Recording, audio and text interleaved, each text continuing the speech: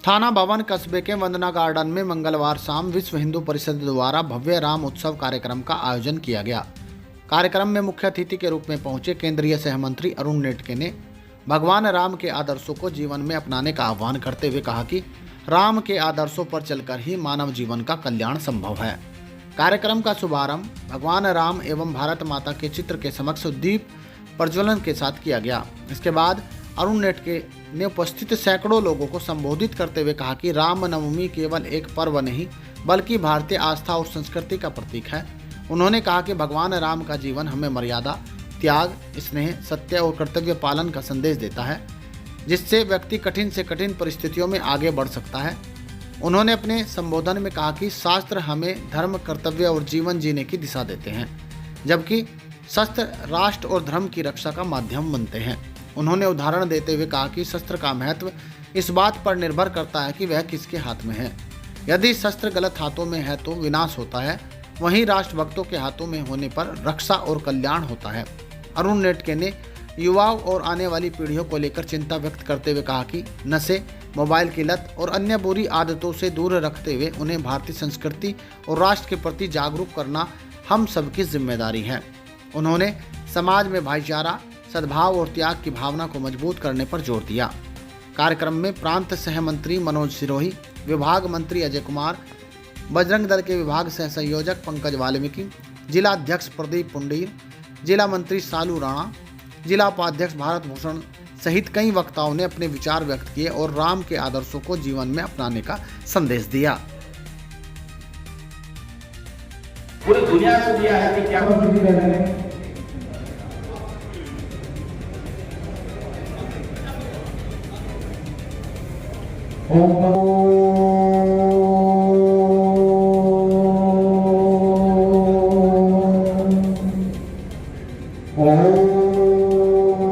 इसलिए राम सबके है और राम सब में है।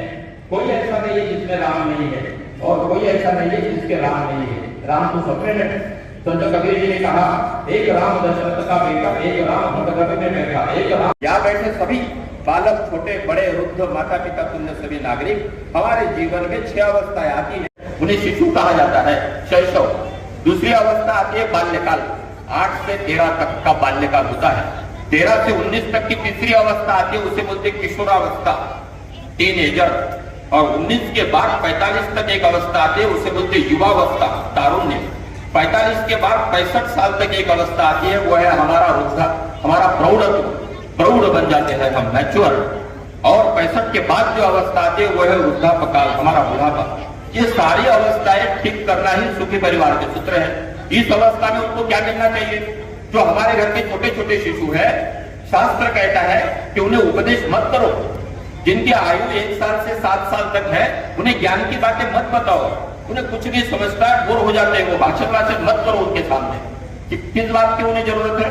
उन्हें जरूरत है स्नेह की, प्रेम की। उन्हें दुलारो, उन्हें पास लो, उन्हें चिपका के रखो। बहुत अच्छा लगता है उन्हें, क्योंकि इस आयु में स्पर्श जो होता है वही उसका IQ बढ़ाता है। इसलिए सब लोग प्रेम करने वाले जब रहते हैं तो बालक बड़े खुश रहते हैं। शिशु, ये शिशु दूसरों के गोद में जाके बैठते हैं, घर वालों के गोद में नहीं बैठते, क्योंकि वो पहचान जाते हैं घर में कौन आया और एकदम हंसने लगते हैं और हाथ भी निकाल लेते हैं, क्योंकि उनको पता है कि ये बहुत अच्छी तरह से मुझे संभालते हैं, बहुत दुलार करते हैं, मन से प्रेम करते हैं मुझ पर। ये उनको जरूरत है, तो शिशुओं को प्रेम दो। कान्हा तो नंद के घर आया था, मगर गोकुल ने आनंद मनाया था। ये स्नेह शिशु का हमारे शिशुओं को मिले, उनका IQ अच्छा रहेगा, उनका जीवन अच्छा बनेगा। दूसरी अवस्था है बाल्यावस्था, 8 साल से 12 साल तक। ये जो बाल्यकाल है हमारे जीवन का, यह है संस्कारों का काल। 8 से लेकर 12 तक आप जितना चाहते हो उतने संस्कार उन पर करो। उन्हें महापुरुषों की कथाएं सुनाओ, रामायण सुनाओ, महाभारत सुनाओ, वो सुन लेंगे। ग्रास्पिंग पावर उनकी बहुत पावरफुल रहती है, वो सब समझेंगे। 8 से लेकर 12 तक संस्कारों की आवश्यकता है, उनको तब संस्कार दो। सब बातें उनके सामने किया करो, वो समझ जाएंगे क्या करना है क्या नहीं करना है, ये भी समझ जाएंगे। तो उनको उस समय संस्कारों की आवश्यकता होती है। इसलिए समाज में बाल संस्कार केंद्र चलते हैं, क्योंकि बाल्यकाल ही संस्कारों का सबसे अधिक अच्छा काल है। तीसरी अवस्था है किशोरावस्था, टीनेज, बड़ा डेंजर और खतरनाक, 13 से लेकर 19 तक। इस एज में जो होता है वो जीवन बदलने वाला होता है। यदि हमारे जीवन का उत्थान होना है तो इसी उम्र में होता है, और यदि उत्थान नहीं होना है, पतन होना है, इसी उम्र में होता है। इसलिए ये बड़ा महत्वपूर्ण कालखंड है सबके जीवन का। हमारा बालक हो या बालिका, जब वो टीन एज में आ जाते हैं तो उनके सारे लक्षण भी बदल जाते हैं, हार्मोन्स चेंज होते हैं शरीर के। बहुत भय रहता है इन लोगों में। इस एज के बालक कभी भी आंखों में आंखें डाल के बात नहीं करते, वो इधर उधर देखती बात करते, नीचे देखकर बात करते, आंखों में आंखें नहीं डालते।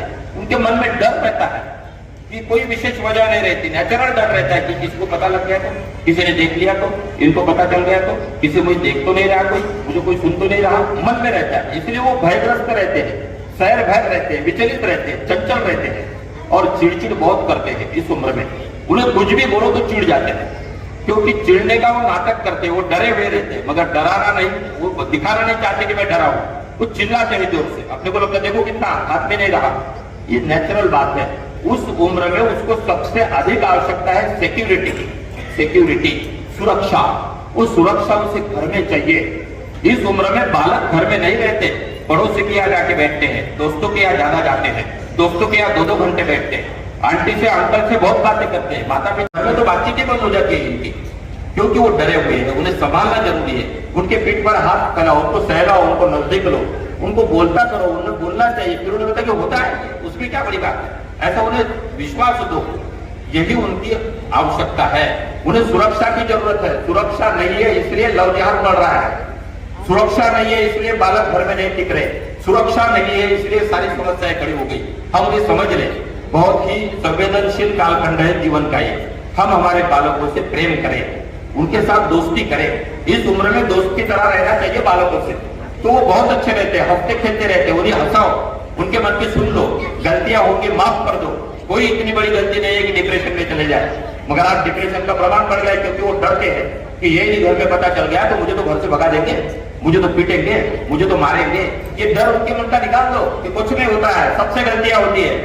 ये उन्हें समझाओ, इसकी जरूरत है, वो समझ जाएंगे। करना चाहिए। 3 बार क्यों नहीं करते, कोई 4 बार क्यों नहीं करते? राम राम राम राम राम राम राम कोई नहीं करता है। सब लोग, छोटा हो, बड़ा हो, पढ़ा लिखा हो, अनपढ़ हो, ग्रामीण हो, देहाती हो, शहरी हो, सब लोग 2 ही बार राम राम बोलते हैं, राम राम। और सामने वाला व्यक्ति भी बोलता है राम राम। यदि मैंने किसी को राम राम किया और मुझे यदि किसी ने राम राम नहीं किया तो भी मुझे गुस्सा आता है कि देखो कितना अहंकारी हो गया, राम राम तक नहीं लेता। ऐसी चर्चा हमारे समाज में होती है। तो 2 ही बार राम राम क्यों कहा जाता है? ये 2 बार राम राम कहने का मनोविज्ञान है। मैं भी राम, तू भी राम, 2 ही बार राम राम है। जिसको देखते उसको बोलते हैं राम राम, इसका अर्थ है मैं भी राम, तू भी राम। फिर वो उसका जवाब देता है हाँ राम राम, बराबर है, मैं भी राम हूँ, तुम भी राम हो। यह है राम। यह हमारे जीवन में कब से बसे है। हमारे घर में जब कोई शुभ प्रसंग होता है, किसी बालक का जन्म होता है तो राम जी की जय जयकार होती है। किसी का जन्म हुआ तो भी राम जी की जय जयकार। यदि कोई गलत बोल गया, जिसके बोलने में कोई तथ्य नहीं है ऐसा लगता है, तो लोग बोलते उसके बोलने में कोई राम नहीं है। बोलने में राम नहीं है मतलब उसका तथ्यहीन बोलना है, उसमें सत्य नहीं है, राम नहीं है। यदि किसी रोग के लिए कुछ इलाज करने के लिए लगी तो लोग बोलते ये है। तो राम हमारे हर प्रसंग का साक्षी है। इतना ही नहीं तो अंतिम क्षण भी लोग वहां पर उन्हीं के राम का जय जयकार करते हैं। सब लोग बोलते हैं राम नाम सत्य है।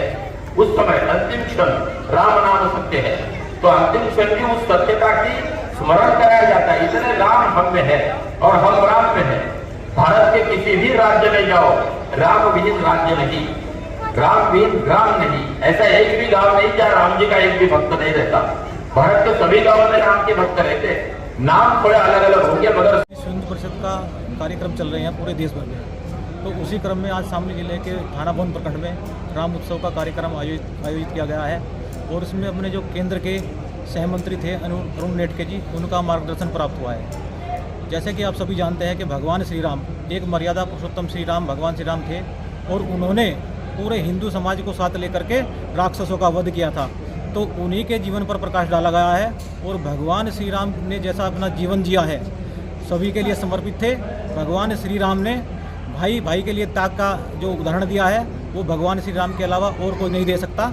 उन्होंने भाई के प्रति भाई का प्रेम और इस संसार को कैसे राक्षसों से मुक्त किया जा सकता है, वो केवल भगवान श्री राम के आदर्शों पर चलकर ही राक्षसों को मुक्त किया जा सकता है। तो आज ये कार्यक्रम राम उत्सव का जो कार्यक्रम था उस पर भी यही हिंदू समाज को संदेश दिया गया है कि सभी वर्ग एकजुट होकर के जात पात में ना बढ़ करके केवल हिंदू समाज संगठित होकर के पूरे देश में इकट्ठा होकर के चले तो किसी असुर की हिम्मत नहीं है जो भारत के अंदर कोई उपद्रव मचा सके। तो राम जी के जीवन से हमें एक संदेश मिलता है कि आप जब संगठित होकर के चलोगे और पूरे समाज को साथ लेकर के चलोगे तो राक्षसों का वध निश्चित है। तो मैं आपके चैनल के माध्यम से बताना चाहूँगा कि भगवान श्री राम एक मर्यादा पुरुषोत्तम श्री राम के रूप में हमारे उसमें स्थापित हैं, तो उनके जीवन से हमें बहुत कुछ सीखने को मिलता है।